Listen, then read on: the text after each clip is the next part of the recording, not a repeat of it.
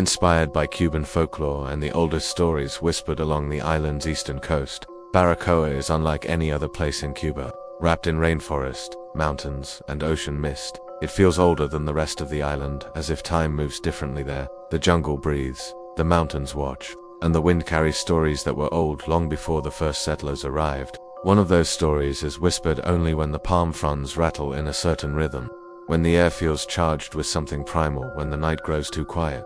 Because on certain nights, from deep within the rainforest, the drums begin to sound. It always begins the same way. A single, heavy thud, not loud but deep enough to vibrate through the soil. Then another and another, slow, deliberate, too heavy to be human hands. The sound rolls through the trees like a heartbeat belonging to something massive, something ancient. Birds flee their nests in frantic bursts. Iguanas freeze on their branches. Even the ocean surf seems too quiet, as if listening. Locals say the jungle reacts first. The leaves tremble. The vines tighten. The air thickens with humidity and something else, something that presses on the lungs, as if the forest remembers. As night deepens, the drums grow stronger. The slow, steady beats begin to shift from calm pulses to frantic, chaotic pounding. The ground quivers with each deep thud. Soil trembles as though struck from beneath.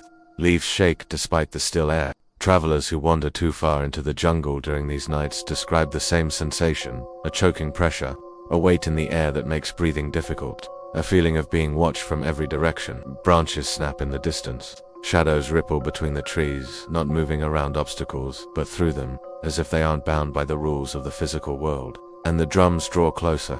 Decades ago, 3 fishermen from Baracoa decided to take a shortcut through the jungle at night.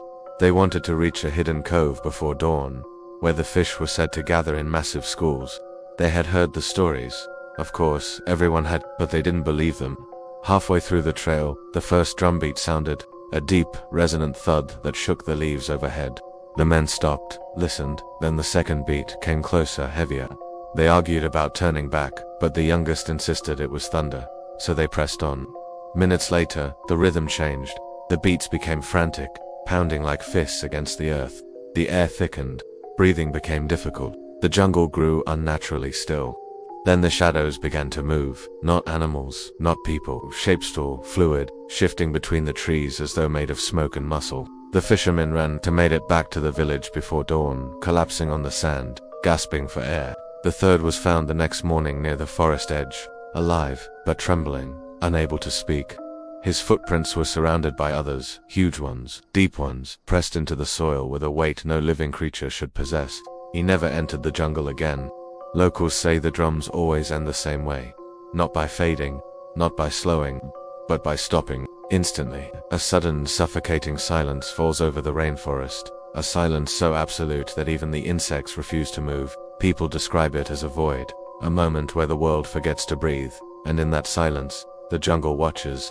At sunrise, the forest seems normal again. Birds return to their branches. The surf regains its rhythm. The mist lifts from the mountains. But the ground tells a different story. Fresh footprints appear near the forest edge. Huge ones. Deep ones. Far too large to belong to anything that walks the earth today. Some villagers say the prints belong to an ancient guardian, a spirit of the land awakened by imbalance. Others whisper that the drums are a warning, a call, a reminder that something old still moves beneath the canopy. A few believe something darker, that the drums are not calling to the forest, but calling from it, and whatever answers, is getting closer. If you like these stories, please like and subscribe.